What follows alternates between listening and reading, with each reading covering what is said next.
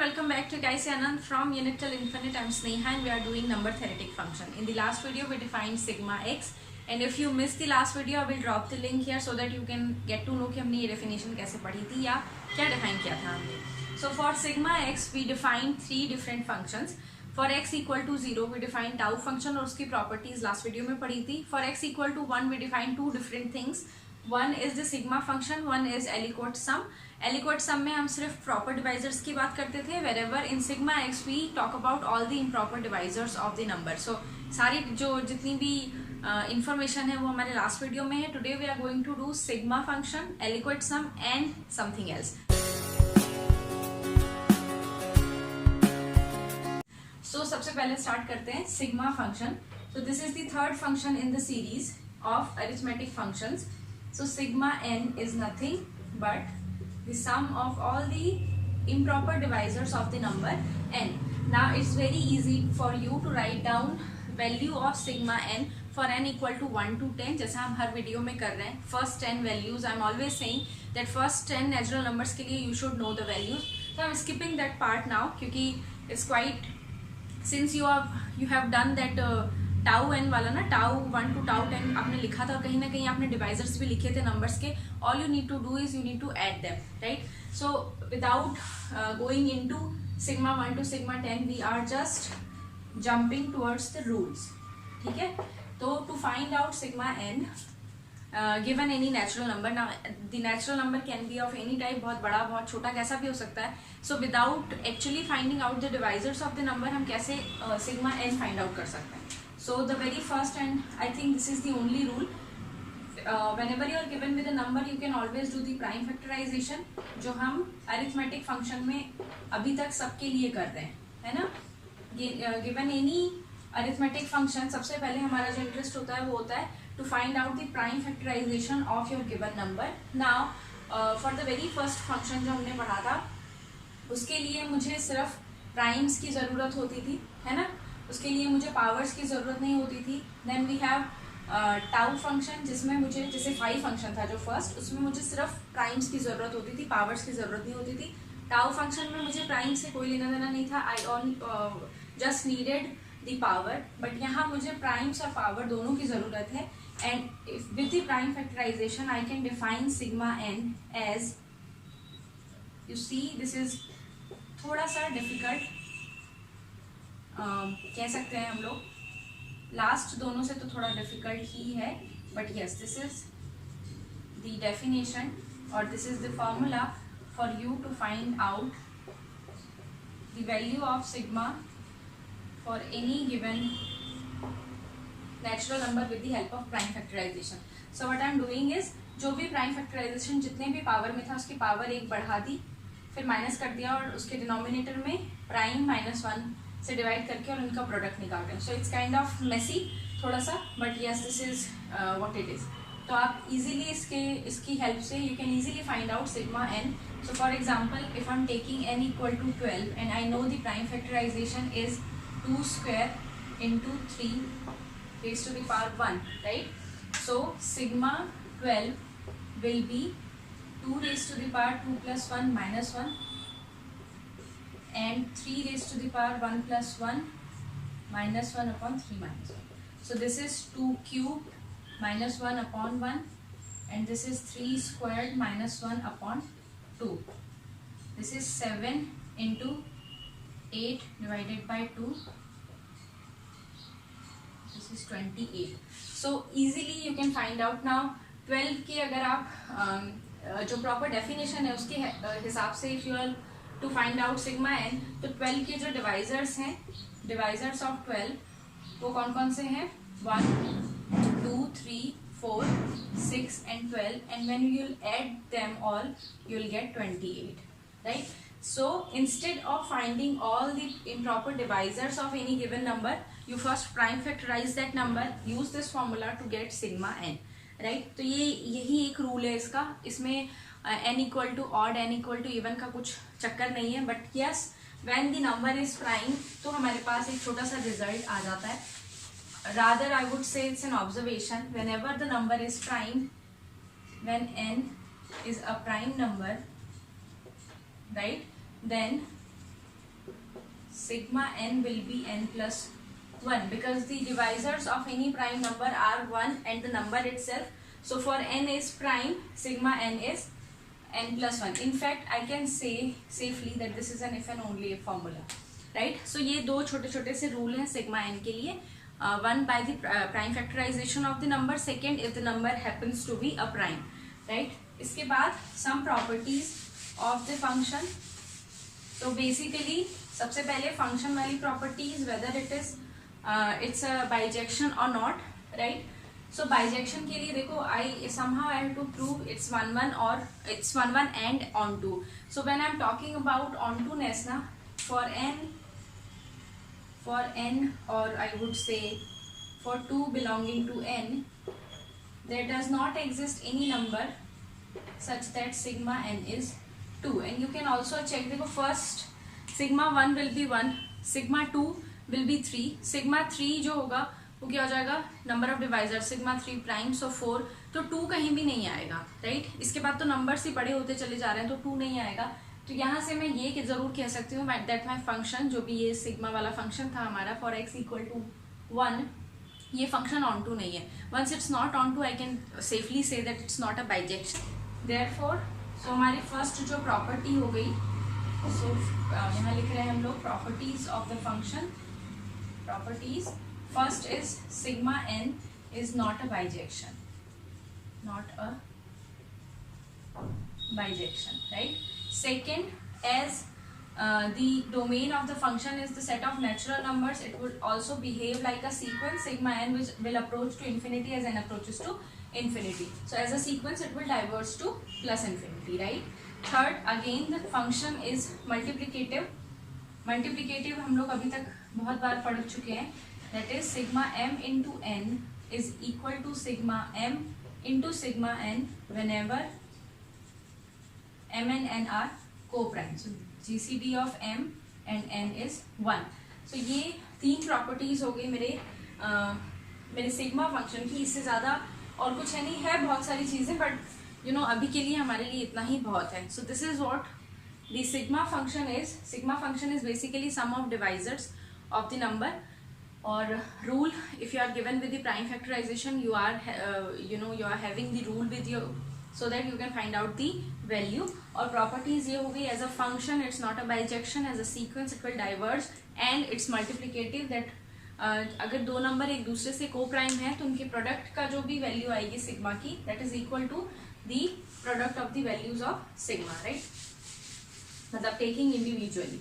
Next आ जाते हैं हम लोग aliquot sum. Fourth arithmetic function that we are interested in is aliquot sum, and we define this as capital sigma n small sigma n minus n. Now I am in the habit of calling it capital sigma, but I know it's not looking like capital sigma, it's Sn, but you know this is how I remember these two functions and their relations. So this is capital sigma n is equal to the difference of sigma n with n.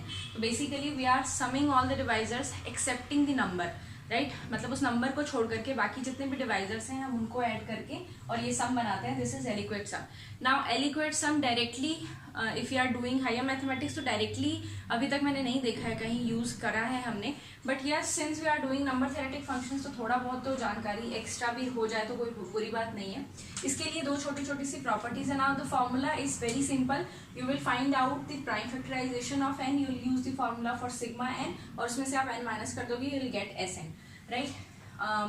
दो छोटी छोटी सी observation ये है that s of 1 is 0 firstly, and this is the only number, मतलब 1 is the only number जिसके लिए the sum is 0, the very first thing. And second, so first property, and second for any prime p this will be sigma p minus p, and I know sigma p is p plus 1, I just did, so this is 1, right? तो ये बहुत ही ज़्यादा basic जो उसकी दो properties हो गई that the only number जिसके लिए the sum is 0 is 1, and for any prime कोई भी prime आप उठा लोगे तो उसके लिए value will be 1, right? Now if you are just the observation, if we are considering this as a function तो आपको यहीं से पता चल गया that the function is not a bijection, क्योंकि बहुत सारे ऐसे numbers हैं आपके डोमेन में जो सिर्फ 1 पे ही जा रहे हैं, मतलब all the primes they are going to 1। तो एक तरह से ये 1 1 तो नहीं हुआ और 1 1 नहीं हुआ, and hence the function or the sum, aliquot sum considered as a function is not a bijection, right? So with the help of aliquot sum we are going to define 4 different types of numbers. Now positive integers अभी तक हमारे लिए कैसे थे, even, odd, prime और composite, right? ये 4 ही types हम पढ़ते थे, और उसमें भी मतलब ये 4 अलग अलग टाइप्स नहीं है, कैटेगरी इवन और ऑड की है. Now you can have even prime numbers और ऑड प्राइम नंबर्स और composite numbers, right? So with the help of this function basically directly और indirectly we are going to define 4 different types of numbers. और वो numbers कौन कौन से हैं? So we are basically doing types of numbers. So first category is perfect number, second is deficient number,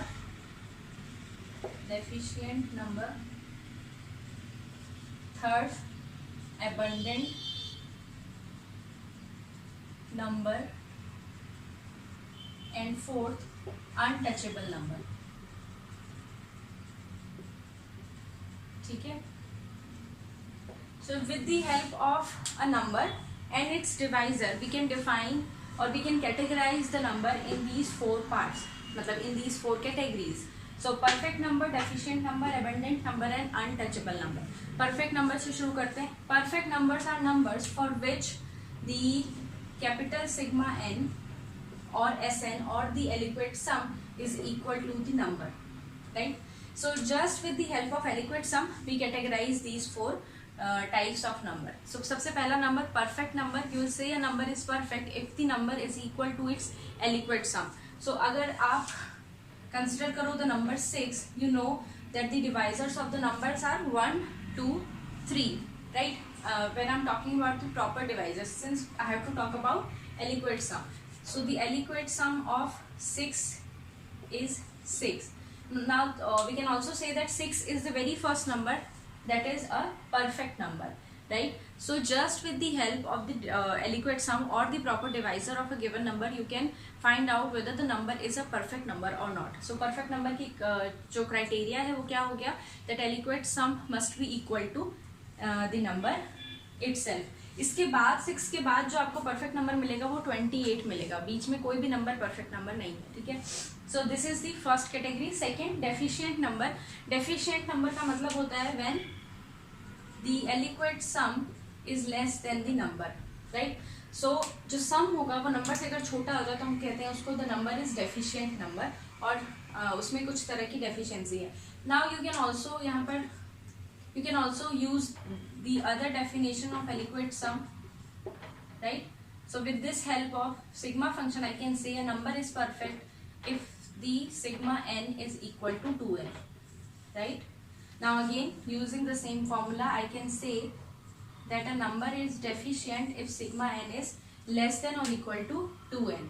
so number deficient कब होता है? जब aliquot sum जो होता है वो नंबर से छोटा हो जाता है, ठीक है? जितने भी प्राइम्स होते हैं कंसिडर करो, if you are talking about sigma p is always p + 1 and p + 1 is less than 2p always. So जितने भी प्राइम्स होंगे वो कैसे होंगे? डेफिशिएंट नंबर्स होंगे. Next comes the abundant number. जैसे नाम से भी सजेस्ट हो रहा होगा डेफिशिएंट एंड अबंडेंट. अबंडेंट का मतलब है when the aliquot sum is greater than n, और you can say sigma n is greater than 2n. So इसको कहते हैं हम abundant number. सबसे पहला abundant number है 12, ठीक है? सारी चीज़ें ना आप n from 1 to लेकर के 15 तक भी अगर आप ट्राई करोगे n sigma n 1 to 15 तक फाइंड आउट करोगे तो आपको ये कैटेगरीज धीरे धीरे मिलती चली जाएंगी. जस्ट फॉर योर नॉलेज कि ऐसे भी नंबर्स होते हैं या हम पॉजिटिव इंटीजर्स को ऐसे भी कैटेगराइज कर सकते हैं. So abundant number when the aliquot sum is greater than the number itself. Now untouchable numbers. Untouchable numbers are थोड़ा अलग से define किया हुआ है. These are the numbers in number theory जिनको we cannot write or we cannot express as the sum of the positive divisors of any integer, right? तो ये थोड़ा सा समझने की बात है. Suppose you are taking 4 and you are taking 5. Now 4 को हम इस तरह से लिख सकते हैं 1 + 3 2 + 2. Similarly I can write 5 as 1 + 4 and 2 + 3. ये दो एक्सप्रेशंस होंगे.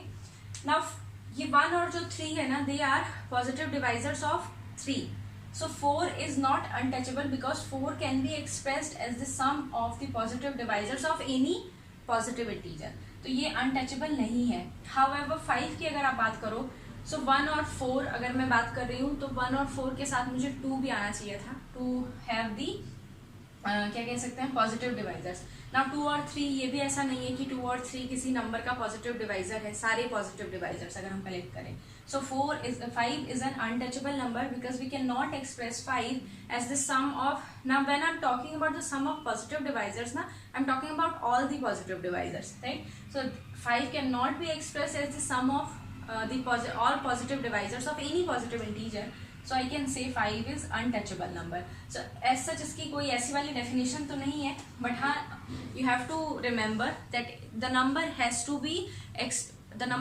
be expressed as the sum of all the positive divisors or all the divisors of any positive number if it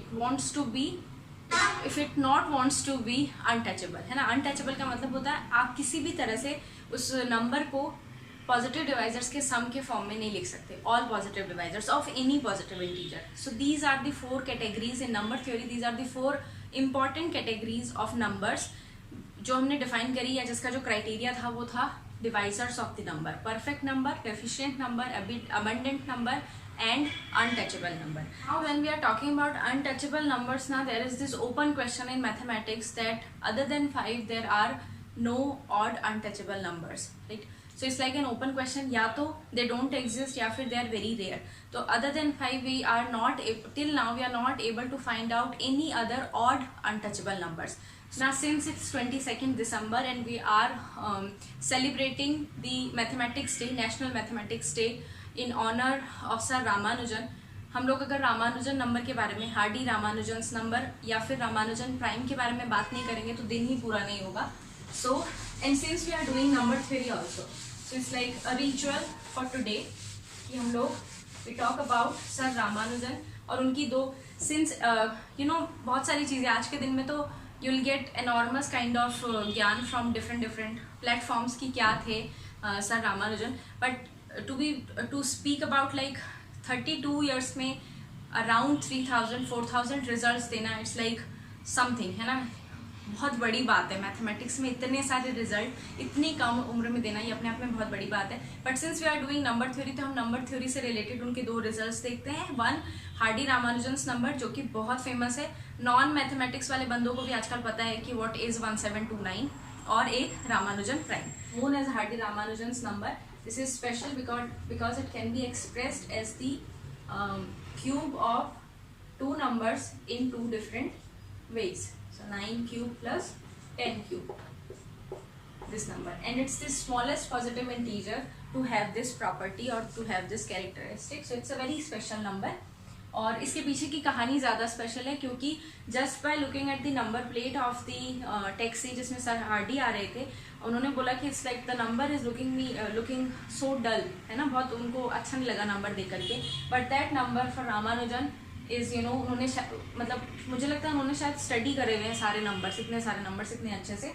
तो उनको देखते ही उन्होंने बोला कि no it's a very special number because it's the smallest positive integer जिसको हम इस तरह से फॉर्म में लिख सकते हैं. And that's why the name Hardy Ramanujan's number. Now second is Ramanujan's prime. तो रामानुजन्स प्राइम पढ़ने के लिए first we need to understand another number theoretic function and that is pi n. Now what is pi n? Pi n counts the number of primes less than or equal to n. So this is number pi n. Another I would say number theoretic function in depth तो इसके बारे में हम नहीं पढ़ेंगे क्योंकि हमें ज़रूरत नहीं होती पाई n की. बट हाँ ये क्या काउंट करते हैं? They count the number of primes less than or equal to the given number itself. What is Ramanujan prime?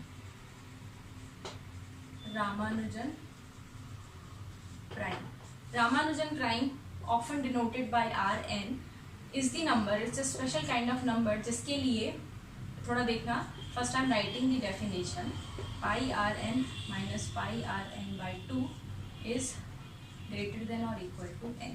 So basically I'm counting prime numbers in Ramanujan's way हम कौन से prime numbers count कर रहे हैं? So any number is the nth Ramanujan prime number if this equation hold और this inequality holds, right? सो अगर मैं Rn का पाई फंक्शन यानी Rn से लेस सारे प्राइम्स कंसिडर करूं और Rn/2 से लेस सारे प्राइम्स कंसिडर करूं, उनका डिफरेंस इज ग्रेटर देन और इक्वल टू n, तो मैं कहूंगी that number is Ramanujan's prime and nth prime. So for example if I talk about, पहले ना कुछ लिख लेते हैं, जैसे ये है हमारे फर्स्ट कुछ प्राइम नंबर्स जो रामानुजन प्राइम्स हैं. सो जैसे if you talk about second, so if we talk about 2, तो 2 is the first Ramanujan prime. इसका क्या मतलब हुआ? that pi2 minus pi2/2 should be greater than equal to 1, right? Similarly 11 is the second Ramanujan prime, so that means pi11 minus pi11/2 is greater than equal to 2. It has to, right? It has to satisfy this criteria. Similarly 17, now 17 is the third Ramanujan's number prime, so it has to be greater than equal to 3. So this way with the help of pi function Ramanujan जो थे उन्होंने primes को अपनी तरह से numbering करनी start कर दी. जैसे हमारे लिए सेकेंड प्राइम नंबर क्या है? 3 है, बट अकॉर्डिंग टू रामानुजन ये जो प्राइम्स है ना एंड सो ऑन, ठीक है, ये कुछ स्पेशल प्राइम्स नंबर्स हैं जिनकी ऑर्डरिंग इस तरह से है और ये वाला जो अपना इक्वेशन है इसको सेटिस्फाई करेंगे 1 2 3 4 and so on. And basically these are prime numbers. और ये इंपॉर्टेंट क्यों है Ramanujan prime number? Because it gives us a clear picture that the given number is prime और नॉट, राइट? तो कोई भी नंबर अगर प्राइम है या नहीं है उसको हम लोग इस तरीके से फाइंड आउट कर सकते हैं. So yeah this was about the great mathematicians that we had in our country. Sir Ramanujan. दो चीज़ें, since we are doing number theory तो ज़रूरी था ये, तो दो चीज़ हम लोग ज़रूर पढ़े, that Hardy Ramanujan's number and Ramanujan's prime. So बहुत अच्छे से थोड़ा सा आप अगर इसको वापस पढ़ोगे तो आपको बहुत अच्छे से समझ में आएगा कि उन्होंने कितनी ब्यूटीफुली नंबर्स को, मतलब मुझे लगता है वो नंबर्स में ही जीते थे. उन्होंने कितनी ब्यूटीफुली सब नंबर्स को अरेंज किया हुआ था या सब नंबर्स की कुछ प्रॉपर्टीज निकाल के चेक करी हुई थी या देखी हुई थी, right? So with this I think number theoretic functions are done. हम इतना ही करेंगे नंबर थ्योरेटिक फंक्शन में. इसके बाद we are going to start with relations and binary operations. And now I think you understood that we are going to modern algebra. तो हम algebra शुरू करने वाले हैं. बेसिकली एल्जेब्रा एक स्ट्रक्चर से शुरू होता है, बट उसके पहले मुझे रिलेशंस और बाइनरी ऑपरेशंस करने हैं. सो हम लोग वो सीरीज स्टार्ट कर देंगे. I hope you enjoyed the video, I hope you understood and I hope you learn something from this video. If you did please hit the like button. अगर आपने अभी तक सब्सक्राइब नहीं किया तो please consider subscribing my channel. Bell icon को भी touch कर देना so that you can get the notification. Until the next video, take care, bye bye.